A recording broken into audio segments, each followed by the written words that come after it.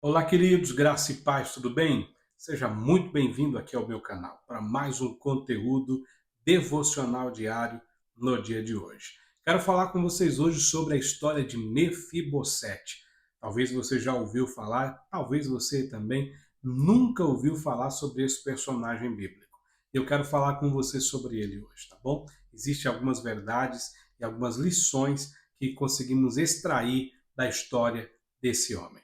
Mas antes eu quero agradecer a você que já me segue aqui, que já é inscrito no meu canal, que Deus te abençoe, compartilhe, deixe um joinha, tá bom? Você que ainda não é inscrito, se inscreva agora no meu canal, compartilhe essa mensagem com alguém, esse devocional com alguém, tá bom?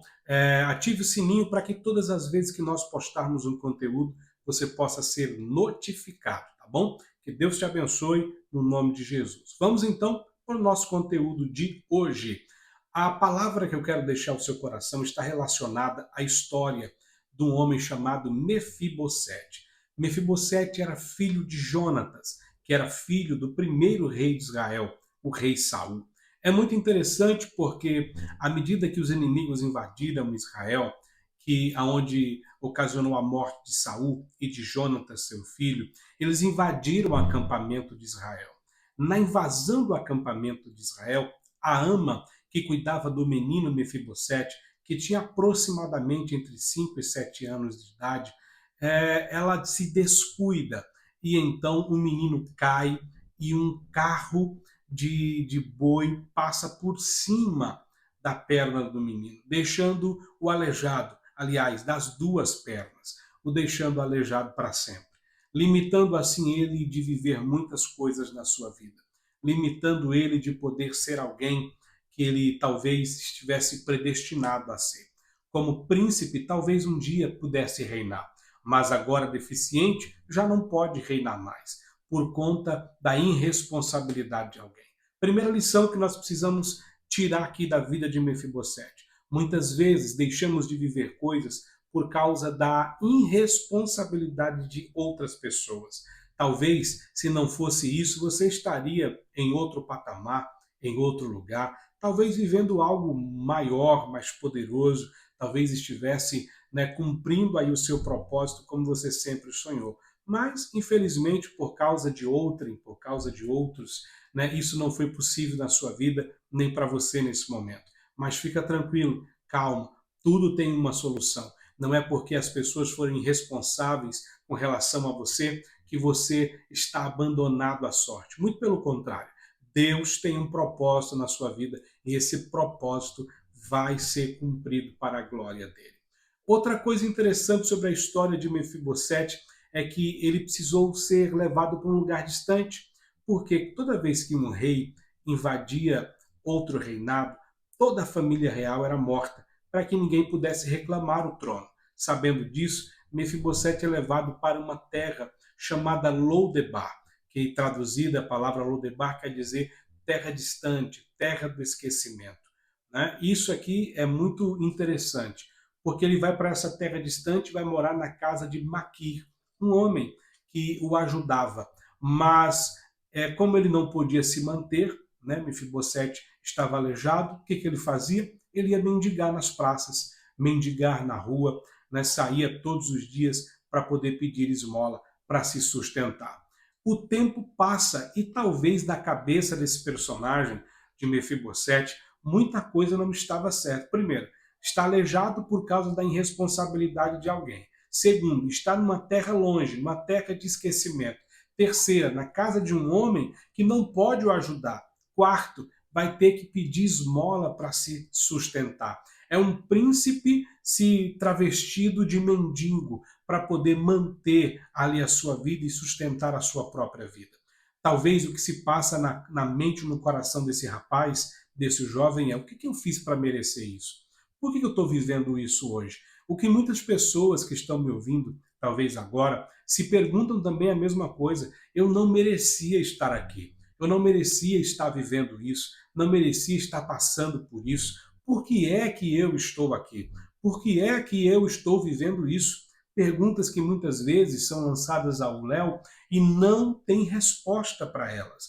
O fato é que, antes da morte de Jonatas, Davi, ainda que não era rei, mas estava no processo para ser rei, ele ainda era um guerreiro, né? Ele faz um pacto com Jonatas, porque Jonatas entende que Davi é o escolhido de Deus para substituir no trono, no lugar do seu pai. Eles fazem um pacto, e o pacto que eles fazem é: Jonatas pede a ele que cuide da sua família quando ele assumir o trono. E Davi promete que assim o faria. E a primeira coisa que Davi faz, aliás, a segunda coisa que Davi faz quando sobe ao trono é saber se tem alguém da casa de Saul que ainda vive, para que ele possa proteger. Isso aqui é poderoso, gente. Por quê? Porque Davi, na posição em que está agora, como rei de Israel, não precisava se preocupar com um príncipe que vivia uma vida de miserável, uma vida totalmente desprovida de coisas básicas, vivia como mendigo, mas ele fez uma promessa, ele tem um pacto e ele precisa cumprir o pacto. E ele pergunta: há alguém da casa de Saul que eu possa usar de benevolência? Alguém diz: tem alguém sim, ele se chama Mefibosete. E aonde é que ele está? Davi pergunta. E eles dizem: ele está em Lodebar, na terra do esquecimento, uma terra muito longe, vivendo na casa de Maquir, um homem que não pode ajudá-lo nem sustentá-lo, e por isso ele vive nas ruas pedindo esmola. Logo Davi olha e diz assim: vão buscá-lo, porque eu preciso cumprir uma palavra que eu dei ao pai dele. E isso é muito interessante, porque mesmo você vivendo coisas e situações que você não procurou, que você de repente não fez por onde a estar nessa situação, Deus mesmo assim não desistiu de você, não desistiu de lutar por você.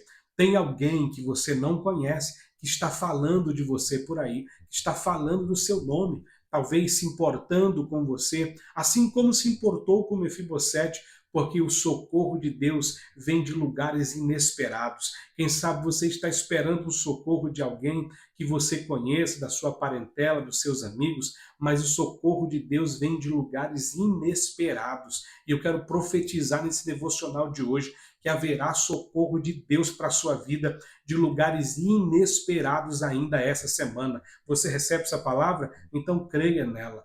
Mefibosete está nas praças, talvez para ele não havia mais solução e nem jeito. Ele nem poderia se revelar quem era, com medo de morrer. Mas a Bíblia diz que uma carruagem real chega na casa de Maquir. E quando chega lá, Maquir olha e diz: o que é que vocês vieram buscar? Quem somos nós para que uma carruagem real chegue até aqui? Ele diz: nós viemos atrás viemos atrás de um rapaz chamado Mefibosete.